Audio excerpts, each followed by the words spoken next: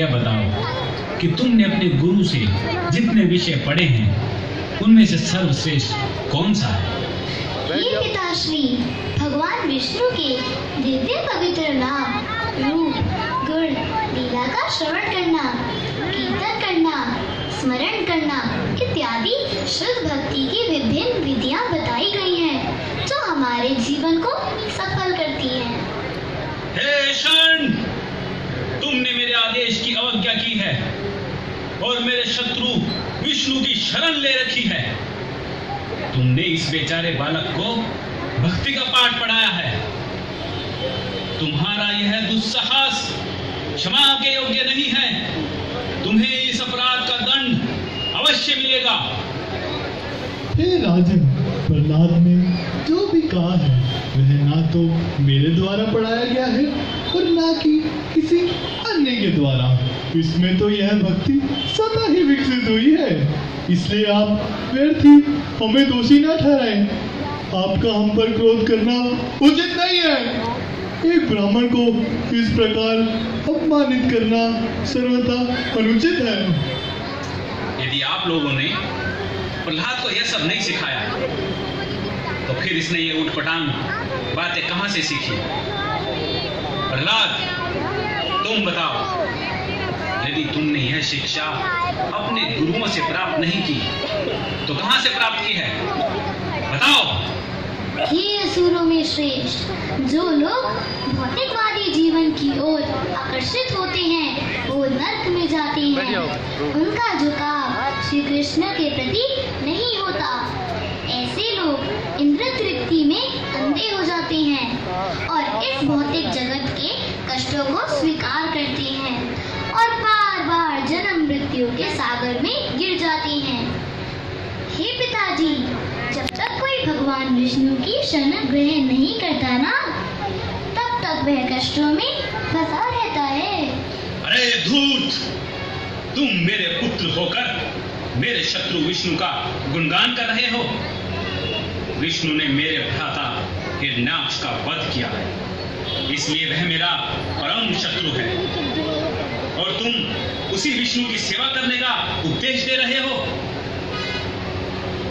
यदि शरीर का कोई अंग रोग से विषाक्त हो जाए तो उसे काट कर अलग कर देना चाहिए, जिससे कि शेष शरीर सुखपूर्वक जीवित रहे। उसी प्रकार मेरा ये पुत्र मेरे शत्रु से जा मिला है, इसलिए इसका वध करना अनिवार्य है। अरे असुरों, इस दुर्बुद्धि बालक को मेरे नेत्रों से दूर कर दो और जितना जल्दी हो सके इसे मार डालो।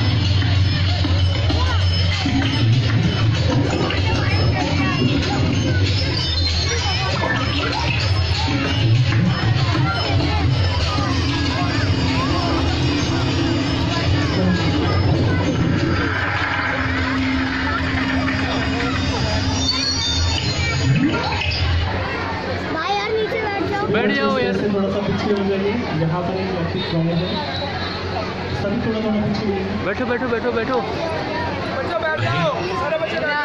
मरता क्यों नहीं? मैं समझ नहीं पा रहा हूँ कि कौन सी अदृश्य शक्ति इसको हर बार बचाती है। लेकिन अब इसके बारे में मुझे गंभीरता से सोचना होगा। हे स्वामी, हम जानते हैं कि यदि आप अपनी ढिकुटी भी हिला दें तो विभिन्न लोकों के राजा अत्यंत भयभीत हो उठते हैं। आपने किसी की सहायता लिए बिना ही तीनों लोकों को जीत लिया, इसीलिए हमें छोटे नीचे बैठ जाओ चिंतित होने का या तो चले जाओ कोई कारण नहीं दिख रहा है। जहाँ तक प्रहलाद का चले प्रश्न जाओ है, यहाँ खड़े ना। वह केवल एक बालक है। जब वह कुछ बड़ा हो जाएगा और हमारे उपदेशों को आत्मसात करके गुरु शुक्राचार्य की सेवा करेगा तो इसकी बुद्धि बदल जाएगी। अतः हम आपसे प्रहलाद को गुरु को ले जाने की प्रार्थना करते हैं। ठीक है, लेकिन ध्यान रहे कि उस मायावी विष्णु की प्रहलाद पर छाया तक ना पड़ सके। आप इस बात की चिंता ना करें राजन, हम प्रहलाद का सदैव ध्यान रखेंगे।